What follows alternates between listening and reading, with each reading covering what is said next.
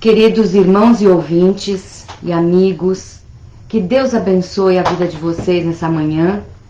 E no dia de hoje, a mensagem, como já foi dita, é bondade.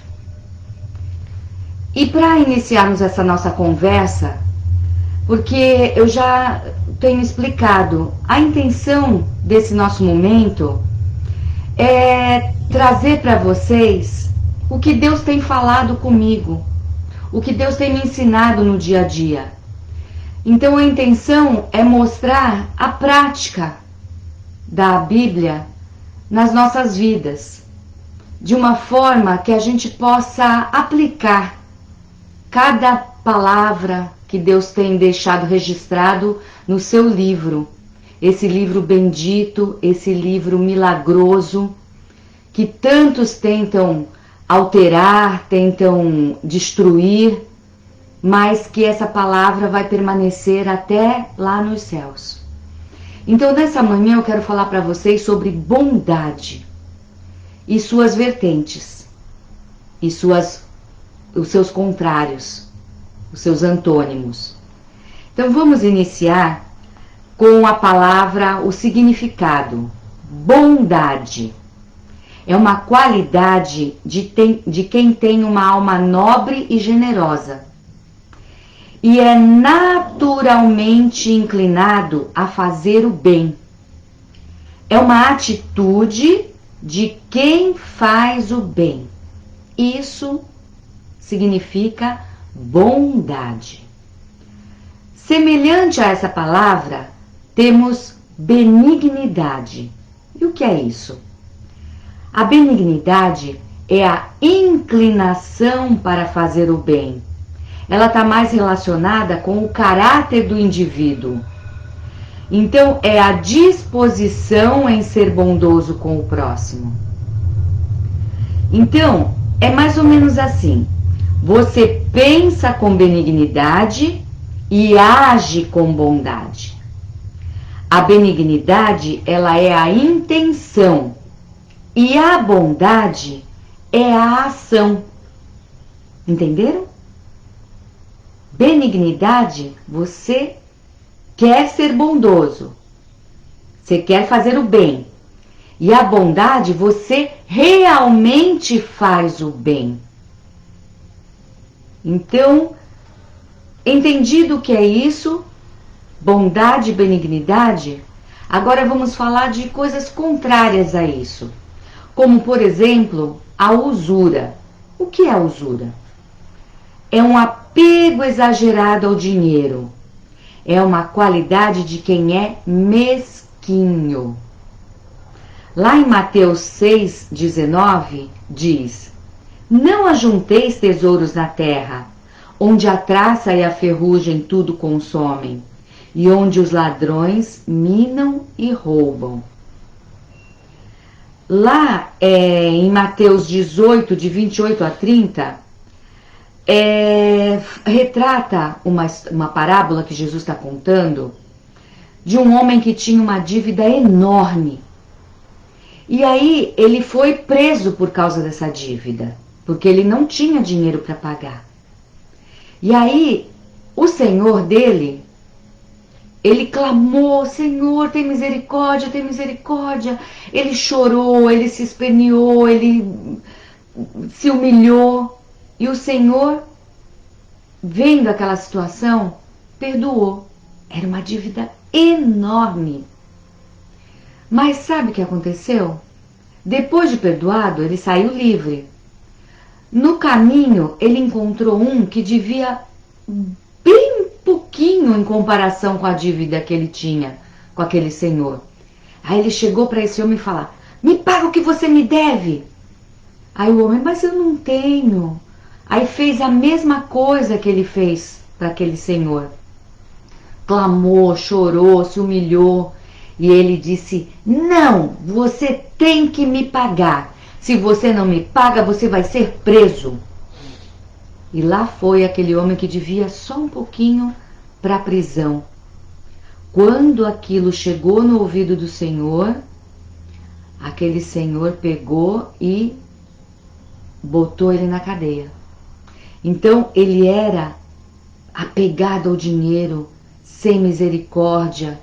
É uma parábola que Jesus mostra como nós devemos agir e como nós não devemos agir. Prestem atenção nas mensagens bíblicas, como elas podem ser aplicadas no dia a dia. Porque conforme a gente vai olhando ao nosso redor, ou até dentro de nós mesmos, nós percebemos algumas atitudes que precisam ser corrigidas. E aí vamos lá, isso é a usura, né? É um apego exagerado ao dinheiro e a qualidade de quem é mesquinho. E tem também a avareza. É a atitude de quem não gosta de gastar dinheiro, que faz pouca caridade e que não é generoso.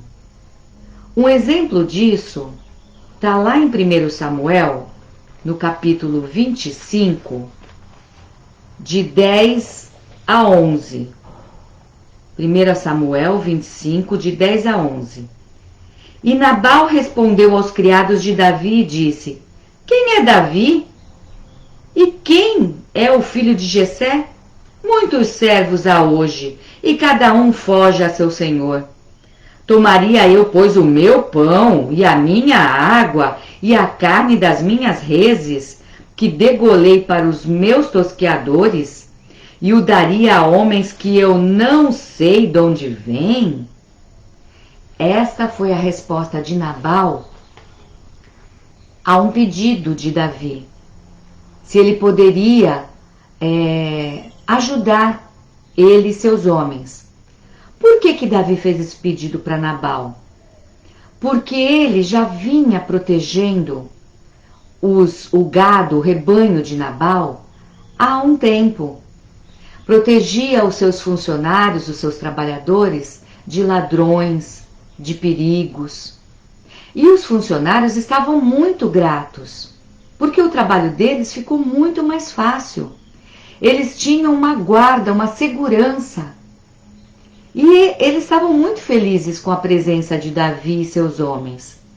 Só que chegou um momento que o Davi começou a ter necessidade de comida, de um abrigo.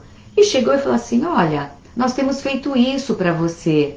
Será que você poderia colaborar conosco? Estamos precisando disso e daquilo. Ah, para quê?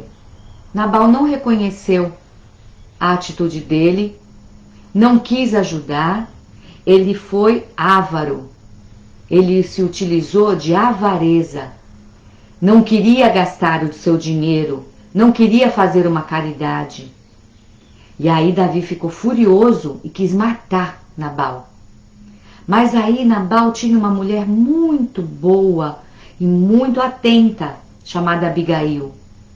E ela foi na frente, levou os mantimentos que Davi necessitava e aplacou a ira de Davi. Então você veja, tem mais dessa história de Nabal, mas não vamos nos apegar a isso. Só vamos perceber que a atitude de Nabal foi de avareza, tá? Ele não era generoso. Aí tem o sovina. É uma pessoa contida nos gastos, muito apegada ao dinheiro. É o chamado mão de vaca, pão duro. Então, nós estamos vendo bondade e benignidade. Benignidade é a intenção e a bondade é a ação. E o contrário disso, a usura, a avareza e o sovina. Tá? Continuando. Vamos falar agora sobre exemplos de bondade. Lá em Êxodo, no capítulo 18, nos versículos 17 a 23, nós vamos ler uma atitude de bondade de Jetro. Jetro era o sogro de Moisés. E aí ele veio trazendo a sua filha e os seus netos para Moisés vê-los. e ficar com ele, se alegrar com a sua família.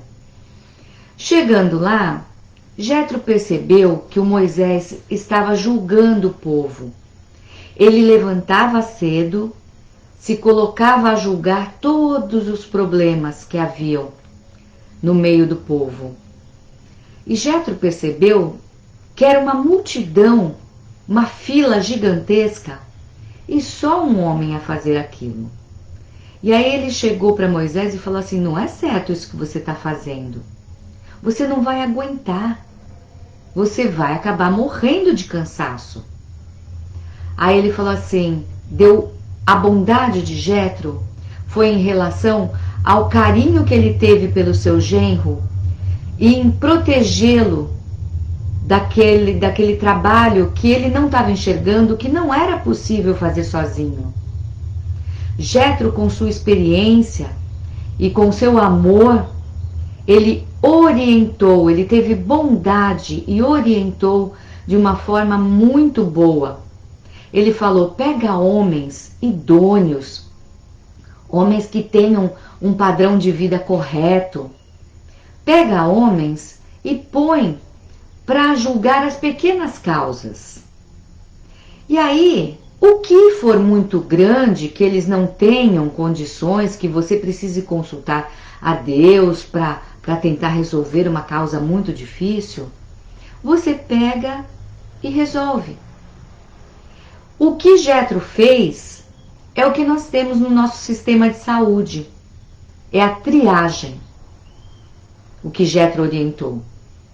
Então, Moisés achou muito bom. Selecionou esses homens faziam a triagem e os casos mais difíceis ficavam para Moisés. Ufa, que alívio! Moisés pôde respirar um pouco, pôde dar atenção para sua família, pôde ter momentos de alegria, de descanso, de repouso para no dia seguinte trabalhar. E assim foi. Jetro foi muito bondoso e Deus abençoou. Outro exemplo de bondade são as esmolas. Lá em Mateus 6, do versículo 3 a 4, está escrito: mas quando tu deres esmola, não saiba a tua mão esquerda o que faz a tua direita, para que a tua esmola seja dada ocultamente, e teu Pai, que vê em secreto, te recompensará publicamente. Não saiba a tua mão esquerda o que faz a direita. Não fique como muitas pessoas que fazem alguma coisa e postam em rede social, e mostram, e fazem propaganda, propaganda pessoal e campanhas. Não. Você quer ser bom? Seja bom como Deus quer. Faz em oculto. Ao nosso redor existe uma multidão de testemunhas. Se Deus quiser, se Deus permitir, é como diz aqui, Ele te recompensará publicamente. Mas não seja você a querer que saibam. Não precisa. Faça em oculto. Faça porque você quer. Porque você tem um coração bom. Não porque é seu coração bom, mas porque Deus te deu, te transformou e tirou o teu coração de pedra e deu um coração de carne. Um coração manso, um coração misericordioso, que tem compaixão das pessoas. Faça isso.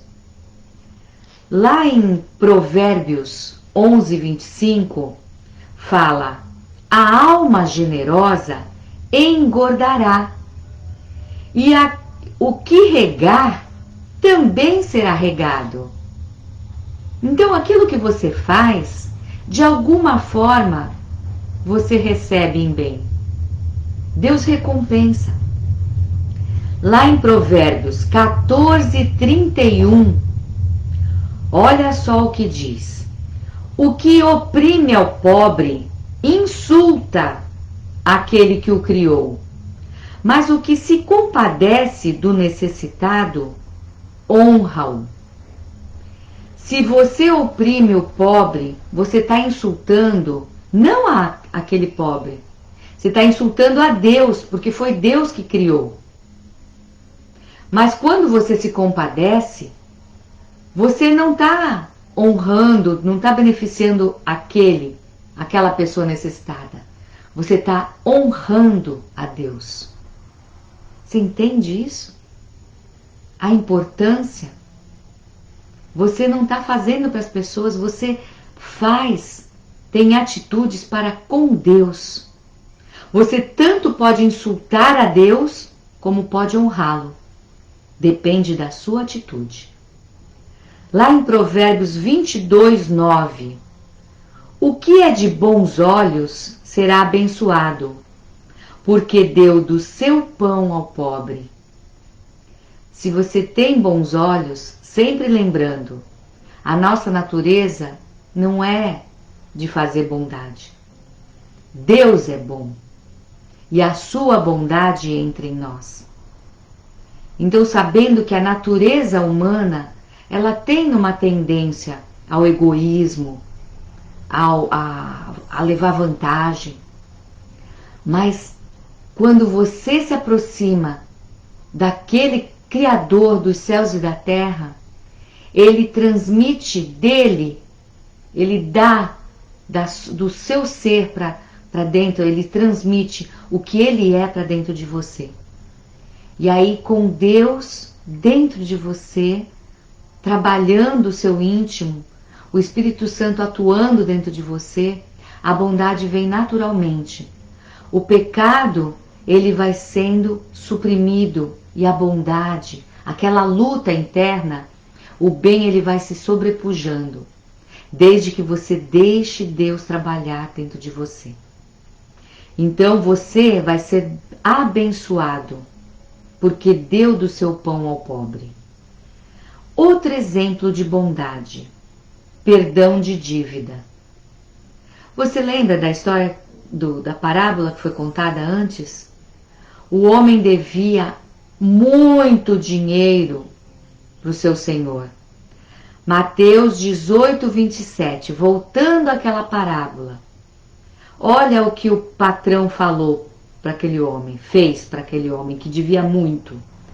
Então o senhor daquele servo, movido de íntima compaixão, soltou-o e perdoou-lhe a dívida. Aquele senhor, vendo a humilhação, o choro, o clamor, ele ficou muito comovido, de íntima compaixão. Ele teve dó daquele homem, porque ele não podia pagar, e perdoou uma dívida muito grande, muito grande. E assim é Deus. Nós tínhamos uma dívida enorme com ele, e essa dívida foi perdoada através de Jesus. Jesus pagou a nossa dívida. Mais um exemplo de bondade. Tinha uma mulher chamada, que a Bíblia só relata ela como a Sunamita, da cidade de Sunem. Está lá em 2 Reis 4, do versículo 9 ao 11. Qual foi o ato de bondade dela? Ela fez um quarto para o profeta Eliseu descansar. Veja o que ela falou para o seu marido.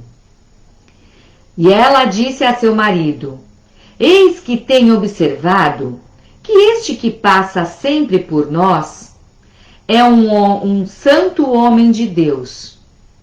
Façamo-lhe, pois, um pequeno quarto junto ao muro, e ali lhe ponhamos uma cama, uma mesa, uma cadeira e um candeeiro. E há de ser que, vindo ele a nós, para ali se retirará. E sucedeu um dia que veio ali o profeta, e retirou-se àquele quarto e se deitou ali. Ele aceitou aquele benefício. Ele não precisava mais acampar ou ir para outro lugar. ele tinha um local, olha que gostoso, uma cama, uma mesa com uma cadeira, com iluminação para ele ver as escrituras, né? O Velho Testamento, a Bíblia da época, que era o Pentateuco. Então você veja que as coisas boas que essa mulher fez para ele, um local agradável. E aconteceu que ele quis retribuir. Aí ele perguntou: o que será que essa mulher não tem? Ela era muito rica, ela tinha bens, tinha conforto, mas ela não tinha filhos. Ela era estéril. E o seu marido era bem idoso, bem mais velho que ela. E aí o profeta chega para ela e faz uma profecia. Falou que daqui 1 ano ela teria o seu filhinho nos braços. E é linda essa história, porque esse menino ele veio a falecer e Deus, através do profeta, ressuscitou esse menino. Então ela passou por... Não importa se você é o servo de Deus. Enquanto você estiver nesse mundo, você vai passar por tribulações. Essa mulher, ela fez uma atitude tão boa para o profeta. Ela teve um benefício, mas ela passou por momentos difíceis. Mas a mão de Deus se manifestou. Então entendam que na nossa vida nós passaremos por tribulação. Só lá nos céus que nós teremos pleno gozo, paz e tranquilidade. Então vamos aprender através da Bíblia, através da palavra de Deus, como agir diante das dificuldades. Porque Deus está sempre com a sua mão estendida para nos ajudar. Mais um exemplo de bondade. José perdoa seus irmãos. Lá em Gênesis 45, no versículo 5 e 7, a gente lê: agora, pois, José falando para seus irmãos, não vos entristeçais, nem vos pese aos vossos olhos por me haverdes vendido para cá, para o Egito. Porque para a conservação da vida, Deus me enviou diante da vossa face. Versículo 7. Pelo que Deus me enviou diante da vossa face, para conservar vossa sucessão na terra, e para guardar-vos em vida por um grande livramento. Então você veja que os planos de Deus, eles não são frustrados. Os irmãos invejosos venderam José como escravo. José passou anos passando por muitas situações, mas essas situações foram forjando o seu caráter, foram fazendo ele forte.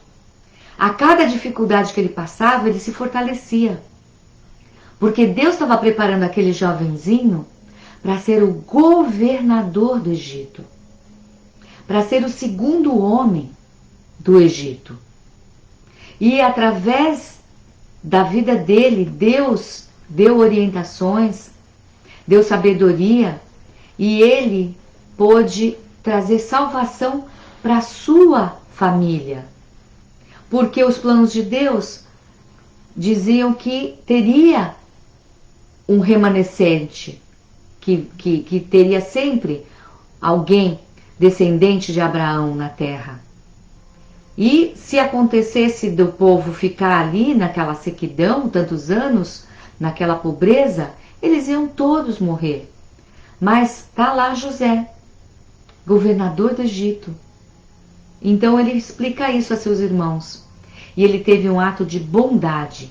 Ele que poderia estar muito revoltado com seus irmãos, injustamente maltratado. E ali ele perdoa e demonstra os planos de Deus para os seus irmãos.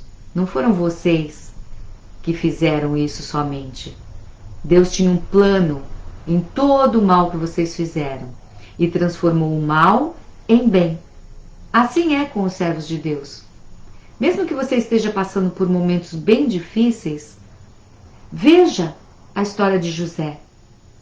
Deus tem planos na sua vida. Confia. Ponha todos os seus problemas diante de Deus.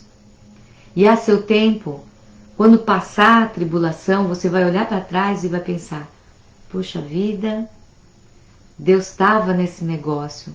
As minhas lágrimas não foram em vão. Outro exemplo de bondade: repreensão e castigo. Epa! Peraí, eu não gosto de ser repreendido. Eu não gosto de ser castigado. Mas isso é bondade também. Eu vou explicar para vocês. Lá em Provérbios 3, do versículo 11 a 12, fala assim: Filho meu, não rejeites a correção do Senhor, nem te enojes da sua repreensão, porque o Senhor repreende aquele a quem ama, assim como o pai ao filho a quem quer bem. Então, aqui está falando que Deus repreende aquele que ele ama. Porque se a pessoa está fazendo algo errado e ninguém repreende, a tendência é a pessoa continuar no erro e não vai ser bom para a vida dela. E aquele que tem mais experiência, como um pai, que já é mais velho, passou por muitas situações, ele vai falar para o seu filho: não faça isso. Se o filho não obedece, ele vai ter que dar um castigo, uma repreensão. Porque ele ama o filho, ele não quer que o filho continue no erro. Assim é Deus na nossa vida.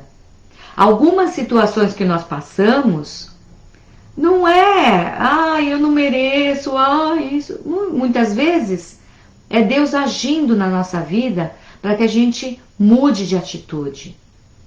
Então vamos aprender através da sua palavra a não continuarmos no erro, a aprendermos a ser repreendidos por Deus e entender que é a mão de Deus na nossa vida.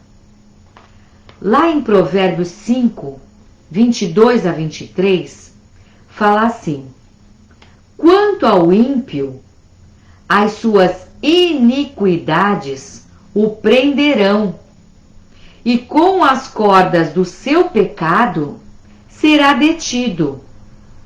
Ele morrerá, porque sem correção andou, e pelo excesso da sua loucura andará errado. Vocês estão vendo uma pessoa que se manteve no erro, porque ele ficou sem correção. O tempo todo ele andou sem ser corrigido, sem ser repreendido, fazendo o que bem entendia. E aquilo trouxe morte, trouxe prisão. Ele ficou detido, olha, porque as suas iniquidades o prenderão, com as cordas do seu pecado. O pecado foi como uma corda. Ele ficou detido.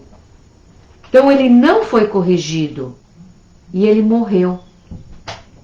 Lá em Provérbios 13, 24, fala assim: o que retém a sua vara aborrece a seu filho, mas o que o ama a seu tempo castiga. Então, pais, corrijam seus filhos. Chefes, corrija seus funcionários. Chame atenção. Não deixa o erro continuar. Pais, pastores, corrija as ovelhas. Porque a ovelha que não é corrigida, que não tem o seu cajado orientando no caminho, ela se perde. Então a repreensão e o castigo também são bondade. É ato de bondade. A correção, ela é boa. Não pense. No primeiro momento a pessoa fica revoltada, a pessoa não gosta, vira as costas. Mas se a pessoa permitir que o Espírito Santo a incomode e a oriente, ela vai perceber que aquela pessoa foi usada. E ela vai voltar atrás. Então, não vamos deixar de castigar nem de corrigir aquilo que é necessário. Outro ato de bondade, continuando na mesma pegada da repreensão, é a aplicação da justiça. Lá em Provérbios 19, versículo 19, diz: homem de grande ira tem de sofrer o dano, porque se tu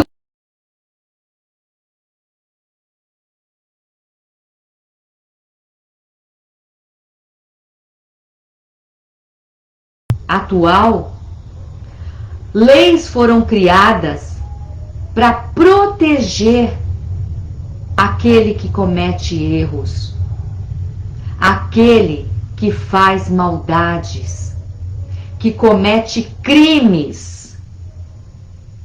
Então, existem inúmeras leis que foram sendo colocadas que protegem. Só que a palavra de Deus em Provérbios 19, 19, gravem isso, Provérbios 19, 19. O homem de grande ira, ele precisa sofrer o dano. Porque se você livrar ele da correção, da punição, ele vai fazer novamente. É um ato de bondade quando você corrige aquele que comete erros. Porque quando você corrige essa pessoa, você também está sendo bondoso para com a possível pessoa que ele vai atacar. Você punindo no tempo certo, você evita que aquela pessoa cometa crimes e cometa erros contra pessoas inocentes. Lembra? Quem protege o lobo condena as ovelhas. Então preste atenção nisso. Observe esse tipo de atitude, porque a Bíblia ela nos orienta sempre. Ela nos diz o que devemos fazer. E é necessário sim punir o crime para que não ocorra mais. Para que evite que aquela falta de punição continue. Outro ato de bondade com o inimigo. Lá em Provérbios 24, 17 diz: quando cair o teu inimigo, não te alegres, nem quando tropeçar, se regozije o teu coração. Se o seu inimigo cair, se o seu inimigo estiver numa situação difícil, não fica alegre. Seu coração não pode se alegrar. Você tem que ter misericórdia, porque Deus morreu por todos. Jesus, que também é Deus, é um da Trindade, ele morreu por todos.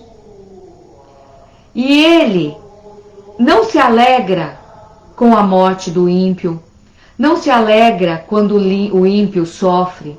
Ele quer que o ímpio se arrependa dos seus pecados e se volte para Deus. Então não se alegre, não fique, porque se você tem a bondade de Deus no teu coração, você não vai ter alegria quando ele passar por uma situação difícil. Você vai ter misericórdia. Você vai ter o coração de Deus. Em Provérbios 24, versículo 29, fala: não digas, como ele me fez a mim, assim lhe farei a ele. Pagarei a cada um segundo a sua obra. Não digas. Se ele me fez uma coisa errada, eu também vou fazer outra coisa errada para ele. Não faça isso. Não pague o mal com o mal. Porque a Bíblia orienta, pague o mal com o bem. Demonstre. Você que se diz de Deus, demonstre a misericórdia de Deus. Se alguém te fizer mal, faça o bem para ele. Porque ele vai ficar incomodado. A palavra diz que brasas vivas vêm sobre a sua cabeça. Ele vai se sentir incomodado. Puxa vida, eu fiz mal e essa pessoa me faz bem. Podia ter virado a cara, podia ter feito algo ruim, ter contado, ter me prejudicado. Não. Haja com misericórdia. Haja como Cristo ali na cruz. Pai, não imputes esse pecado a esse povo. Eles não sabem o que fazem. Então, Jesus é o nosso modelo, ele é o nosso exemplo. Veja bem, Oséias 6,6 fala: porque eu quero misericórdia e não sacrifício, e o conhecimento de Deus mais do que holocausto. Deus quer que a gente tenha misericórdia e que a gente tenha conhecimento de Deus. Porque tendo essas duas coisas, você vai fazer tudo que já foi dito atrás. Você vai ser naturalmente bondoso. Você vai ter intenção de ser bom sempre, ter benignidade. E você não vai pagar com a mesma moeda, porque o amor de Deus vai estar preenchendo tanto o teu coração, que não vai sobrar um espacinho para vingança. Não vai sobrar um passinho para raiva, para o rancor. Então, entenda como a palavra de Deus age dentro de você. Ela é como a água que vai lavando tudo que é de ruim. Agora tem uma coisa muito importante. Dá para ter bondade sem benignidade? Dá. Veja o que acontece lá em Lucas 18, no versículo 4 a 5. Olha o que acontece. É a parábola do juiz iníquo. Olha o que ele fala, o juiz. E por algum tempo não quis o juiz, mas depois disse consigo: ainda que não temo a Deus, nem respeito os homens, todavia, como esta viúva me molesta, hei de fazer-lhe justiça, para que, enfim, não volte e me importune muito. Não temia a Deus, não respeitava os homens, mas ele estava tão incomodado, aquela viúva ficava na porta dele: por favor, julga a minha causa, por favor, eu preciso, eu estou sem condição, me ajuda, me ajuda. Ela ficou chorando, clamando tanto, que esse juiz, que era uma pessoa horrorosa, uma pessoa difícil, ele mesmo se declara que não temia a Deus nem respeitava os homens. Ele não estava nem aí para o pobre, não estava nem aí para a viúva, para os órfãos. Ele queria saber da vida dele. Semelhante, né, aos dias de hoje, quando vemos a injustiça imperando. Mas de tanto aquela viúva importunar, ele acabou fazendo a justiça para ela. Ele julgou a causa dela e ela saiu satisfeita. Mas ele não era bom. Ele fez um ato de bondade, mas ele fez sem benignidade. Ele não tinha intenção daquilo. Mas ele fez algo que foi muito bom para aquela viúva. Então, sim, dá para fazer bondade sem benignidade. Então, não julguem que todo ato de bondade venha de alguém que teme a Deus. Observe a vida dessa pessoa, perceba as intenções por trás. Eu vou dar outros exemplos. Há alguns anos atrás, eu tive um estagiário que era um jovenzinho e ele era o chamado Demolei. Demolei é o preparatório para se tornar um maçom. E ele tinha uma verba que foi dada pela maçonaria e ele tinha que fazer algum ato de bondade. E ele conversando comigo, ele estava procurando alguém que ele pudesse beneficiar. Ele estava assim preocupado porque o tempo estava passando e ele precisava achar alguém para ser bom. Aí eu analisei aquilo e pensei, ele não está com intenção de ser bom. Aquilo é uma atividade como se fosse uma lição de casa que ele precisava cumprir. Então, com certeza, ele achou, nem que de última hora, alguém para se beneficiar com aquela verba que ele tinha. Mas não era algo que brotasse do coração dele, que ele quisesse ser bom. Então, sim, dá para fazer algumas bondades sem a intenção de ser bom, sem a benignidade. Algumas ONGs, também outra experiência. Na faculdade, tinha um colega de sala que ele fazia parte de uma ONG. E ele também, semelhante àquele jovem Demolei, ele precisava achar alguma coisa para utilizar aquela verba que ele havia recebido daquela ONG que ele participava. Ele não sabia no que usar. Também não brotou do coração aquela bondade. Mas com certeza achou alguma coisa, né? Nós temos ONGs que protegem baleias, que protegem tartarugas, que protegem aves que estão em extinção, né? Sempre arruma. Mas será que é do coração? O apóstolo Paulo, ele fala que algumas pessoas pregavam o evangelho para trazer mais peso para a vida dele, julgando que se falassem de Jesus, haveria mais perseguição na vida dele. Veja que até isso, até na pregação do evangelho, algumas pessoas estavam mal intencionadas, querendo trazer peso. Mas Paulo fala, não importa, contanto que o evangelho seja levado. A intenção do coração deles é ruim, mas a palavra de Deus não volta vazia.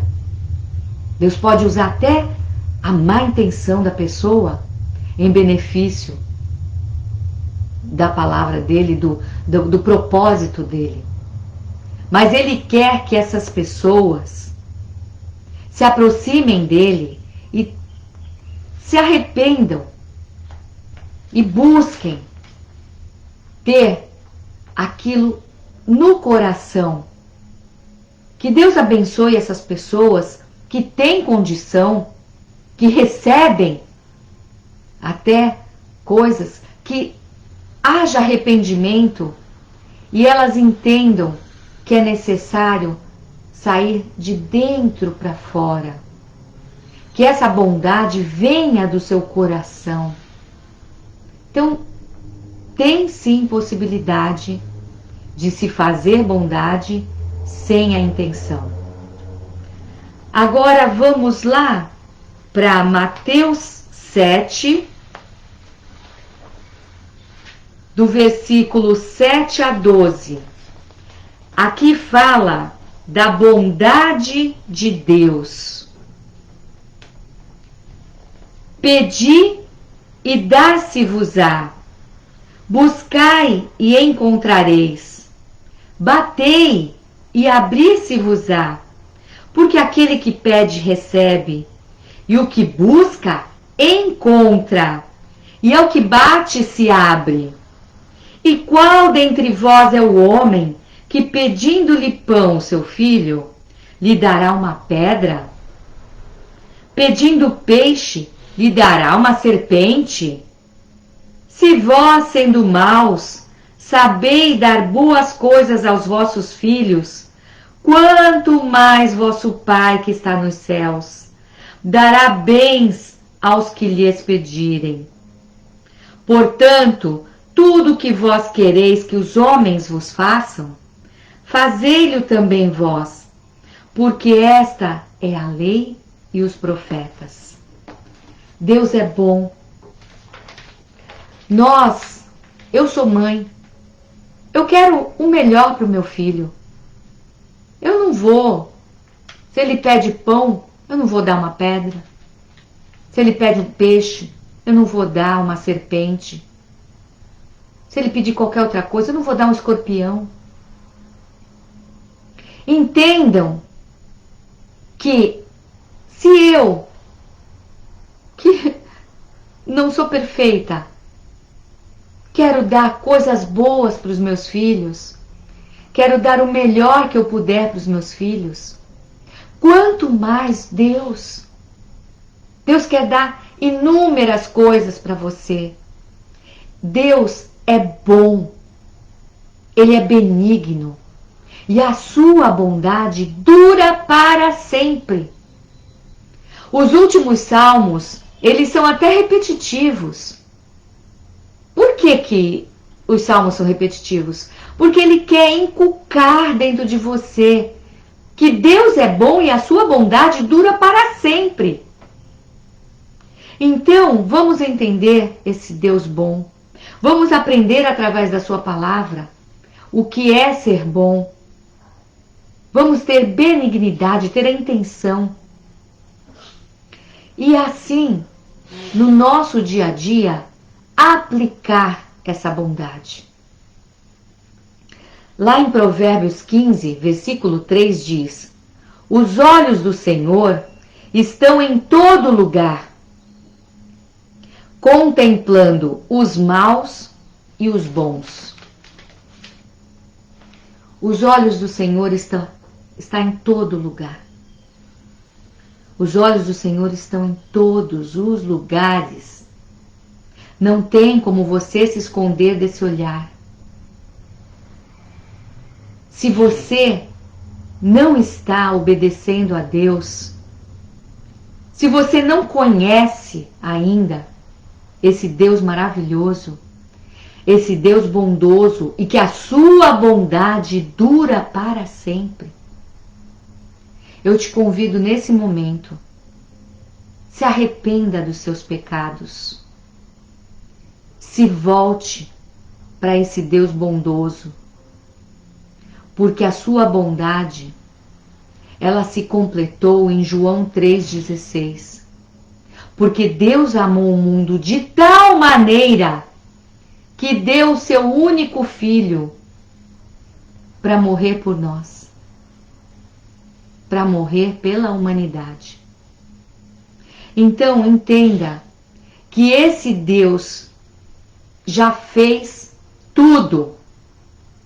A sua bondade por nós, sacrificou, deu o seu filho.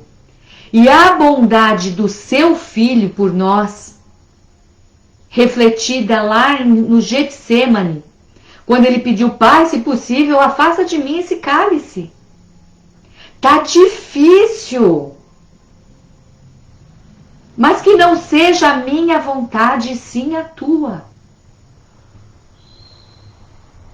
A bondade de Jesus por nós foi tão grande que ele aceitou receber sobre ele todos os nossos pecados, passados, presente e futuro. A bondade dele foi tão grande que ele se sacrificou, derramou o seu sangue Deus não nos enxerga mais com os nossos pecados quando aceitamos esse sacrifício, porque o sangue de Jesus nos cobre. Deus nos enxerga através do sangue de Cristo, que cobre todos os pecados.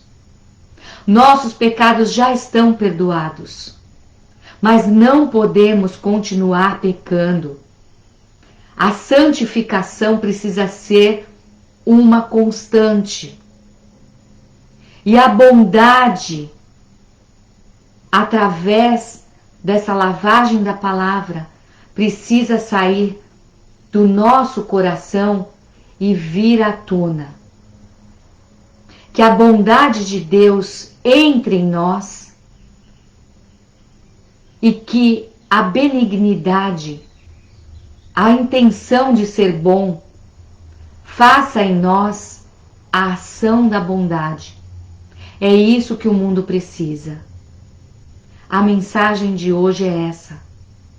Seja bom, não porque por seus próprios méritos, mas porque Deus é bom e você aceitou Jesus e esse sacrifício te transformou, essa aceitação, o Espírito Santo te santificando, a cada dia vai te transformando numa pessoa cada vez melhor. Que Deus abençoe, que Deus tenha misericórdia de nós e que possamos aplicar a sua palavra a cada dia. Amém.